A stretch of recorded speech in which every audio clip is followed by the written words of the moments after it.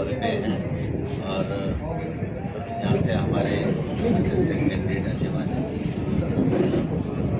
कांग्रेस के हमारे साथ आए हैं और इसके बाद हम यहाँ जो हमारी कांग्रेस कमेटी के वर्कर्स हैं उनके साथ एक बैठक करेंगे और जो हमने ब्लॉक कांग्रेस कमेटी का गठन किया है उसके बारे में चर्चा करेंगे और आगे उसका विस्तार जैसे करना है कांग्रेस पार्टी का, तो हमने 5 टियर सिस्टम में इसको किया है। पहले ब्लॉक का अध्यक्ष लगेगा, उसके बाद ब्लॉक की कमेटी बनेगी, उसके बाद जोन्स बनेंगे, जोन के अध्यक्ष लगेंगे, उसके बाद पंचायत के अध्यक्ष लगेंगे, उसके बाद बूथ के अध्यक्ष लगेंगे और 5वां जो हमारा हुआ है वो पृष्ठ प्रभारी है, एक पृष्ठ में एक प्रभारी लगेगा।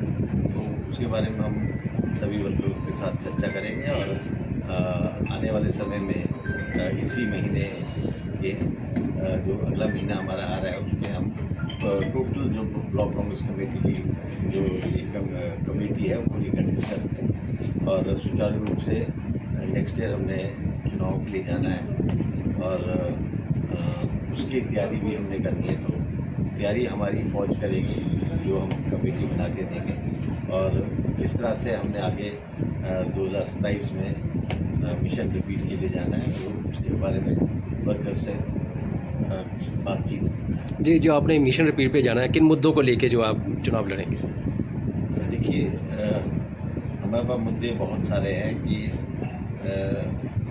जिस प्रकार आपको पता है कि हिमाचल प्रदेश में जो रेवेन्यू डेफिसिट ग्रांट है वो केंद्र सरकार ने हमारी बंद की और उसके बावजूद भी हमने अपने सीमित संसाधनों से सारी लड़ाई लड़ी है।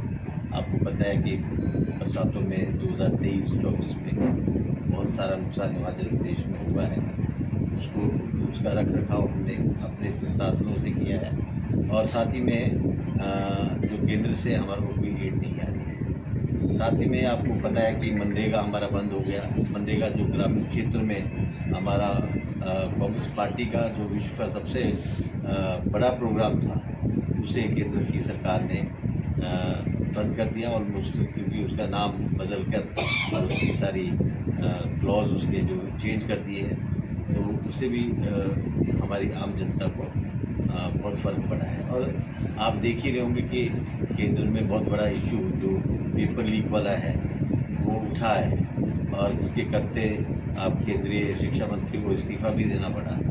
तो ये सारे इश्यूज जो है ये भाजपा के खिलाफ न केवल केंद्र में है बल्कि ये स्टेट में भी हम इसको इशू बनाएंगे। आप राम मंदिर चोरी का देखो कितना बड़ा मसला है। इन्होंने आपको पता ही होगा कि जब राजीव गांधी जी थे उन्होंने इसके दरवाजे खोले थे। राम मंदिर बनने की जो सबसे प्रथम स्टेप था वो राजीव गांधी जी ने लिया था।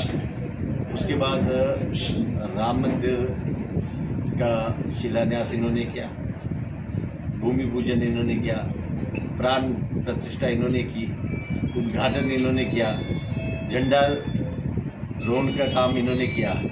जब ये सारे कार्य इन्होंने किए हैं तो चोरी भी इन्होंने की है, चोरी भी इन्होंने ही की है क्योंकि कमेटी भी इनकी थी और आरटीआई से इसको बाहर रखने का जो एक प्लान था वो भी इन्हीं का था। तो हम लोगों को अवगत कराएंगे ये सारी चीज़ें। ऐसा नहीं है कि मुद्दे ख़त्म हो गए, मुद्दे ज्वलंत है और मुद्दे अभी चलेंगे। हम इसको चलाएंगे, लोगों के बीच में ले जाएंगे, गाँव में ले जाएंगे। कांग्रेस सरकार ने अपना संगठन बनाने में देरी नहीं करती।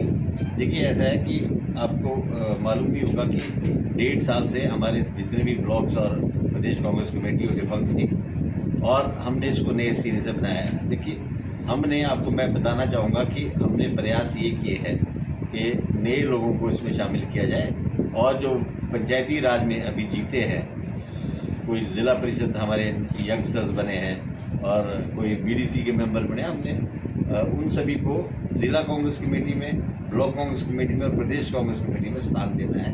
तो समय तो लगेगा पर हम ये बहुत अच्छे से और विस्तार से इसको कर रहे हैं और ज़मीनी स्तर से जो लोग हैं जो कांग्रेस के साथ जुड़े हैं उनको इसमें शामिल करने की बात नहीं है। आपने जेनजीज को देखा होगा, जंतर मंतर में इतना संघर्ष किया है इन्होंने और इनके ऊपर कैसे कैसे अत्याचार किए गए, कैसी कैसी लाठियाँ बरसाएगी, आंसू गैस बरसाएंगे, फुहारे छोड़ेंगे।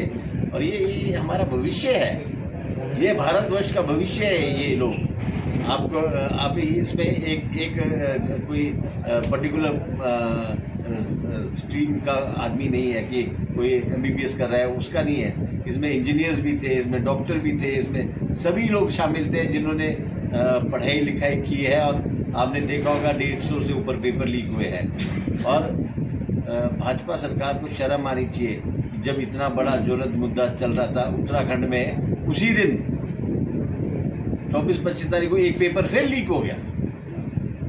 तो आप ये देखिए कि क्या स्तर हो गया शिक्षा का।